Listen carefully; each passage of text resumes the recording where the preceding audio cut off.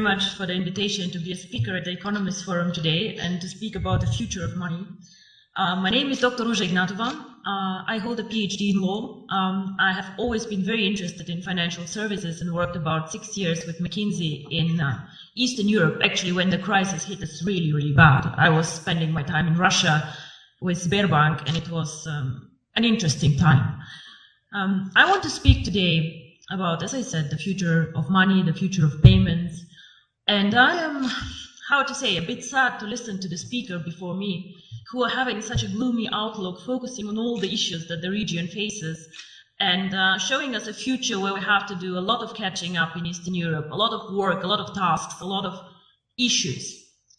So I would like to take a bit of a different approach. I would like to show people that Eastern Europe can innovate, that Eastern Europe can bring growth, that we are not just a follower, country catching up, but actually that we also can show the world that we can do a lot.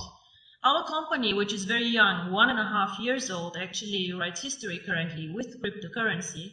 OneCoin currently reached a market capitalization of $1 billion 3 days ago, which makes me extremely proud. And we have a network of 650,000 users over 190 countries, and we come from Eastern Europe. We started actually in this country, we had the idea in this country, and we do not only describe the future of money, actually we take a very active approach of shaping the future of money. So Southeastern Europe is a very good place to live, and I'm born here. I have been not raised here the whole time, but I feel home here. But however, even we cannot take an isolated approach and see ourselves as an own microcosmos. The world is getting smaller and smaller. We are living in a world with globalization. Technology is developing at a speed that makes me dizzy sometimes, seeing what happens around us. And all the innovative companies like Facebook, Google, Apple, all of them, unfortunately, are either not even coming from Europe, or like we are just a follower and just saving all our money in Eastern Europe, which is a lot of money for us to go and to buy the newest iPhone outside. So with globalization, the world becomes much smaller, much more transparent, and the needs of consumer and of companies actually change a lot. We have a lot more needs for cross-border transactions. Even as a simple customer, I have to do a lot of shopping, a lot of things outside my country. So of course, this is a need that we need and we have to address with a company. So what is the future of money?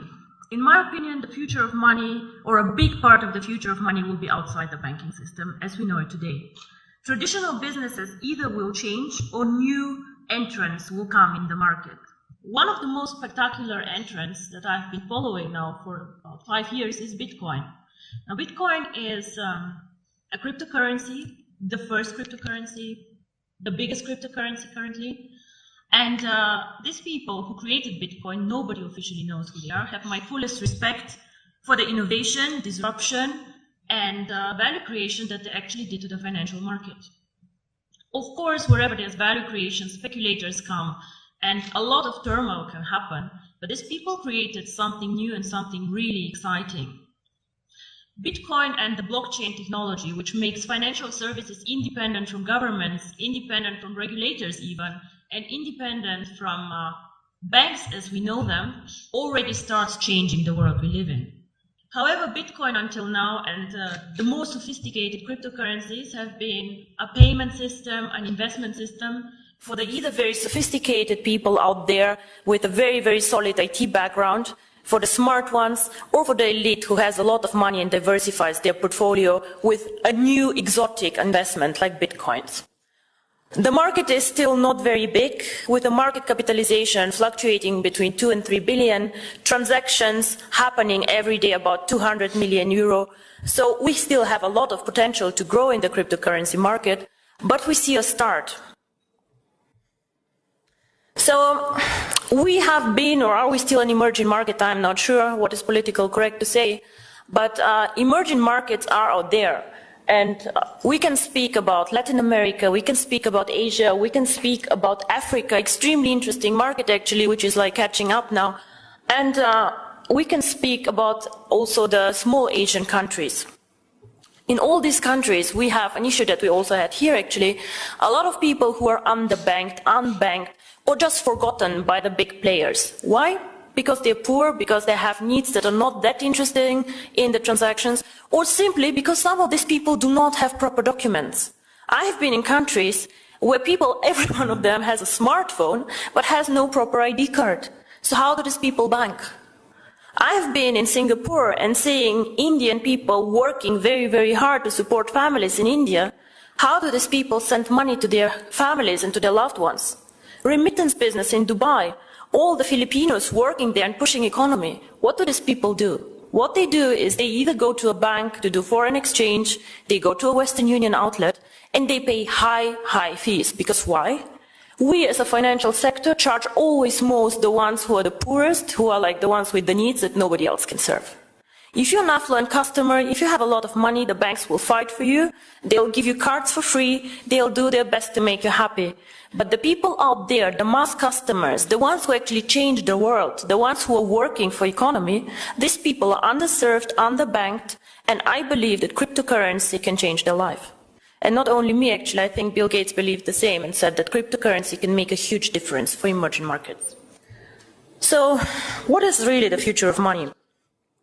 I believe that if cryptocurrency is spread out there to the mass market, to people who can be made understand cryptocurrency, and as you say, cryptocurrency sounds very, very complicated, hidden, complex. Can I do it? If we manage to make cryptocurrency actually accessible to people out there who are smart enough to understand the smartphone, who are smart enough to move and to work in an Asian country, if we make it simple, we can become actually the next mass phenomenon, like Google, like Facebook, become a network of active users. Until now, cryptocurrency did not make the leap, in my opinion, because it is not user-friendly, because it's not easy to use for the mass market, and because people perceive it as very difficult. So the person or the company who makes it actually, to make cryptocurrency easy to use, accessible in the markets that need it, and this is not the US, gentlemen, this is the emerging markets where people want to work with it, to use it. If we make cryptocurrency not only a tool for speculators and investors to make quick money, but make it usable, if we work on KYC, on documentation, on making it transparent and bringing cryptocurrency to the traditional world, with the regulators, by the way, the US actually government, 4 weeks ago, they said that cryptocurrency is actually in a status equal to commodities. So it means that actually cryptocurrency can be treated like virtual gold. Commodities is gold, is silver, platinum, and apparently bitcoins. So the future of money can be searched, I think, outside the banking system because we are still more flexible. We do not fight the issues that the banks have, and because we think that the next big thing is based on technology, on the internet, and on the network phenomenon that we see in all these big companies out there. I think if we manage to provide a consistent strategy, a case to use the currency, and an easy access, which is aligned with the regulators out there, transparent, safe, cryptocurrency can actually be one of the preferred methods of payment, and not only bank transfers, card transfers, and all the traditional ways that we deal money with. My future, or my vision actually, is the one card, making cryptocurrency one currency like the euro, like the dollars, that you just can go and spend with your card, which can be Visa, MasterCard, China Union Pay, whatever. Make it the real currency that people just can go and spend out there. I have done my job whenever all of you can go with their card and just spend $1 for a dinner. This is when cryptocurrency actually became real for me. And I'm very, very curious how the next 2 to 3 years will work out for all of us. And I hope I'm right, that the future is with technology and with us. Thank you very much.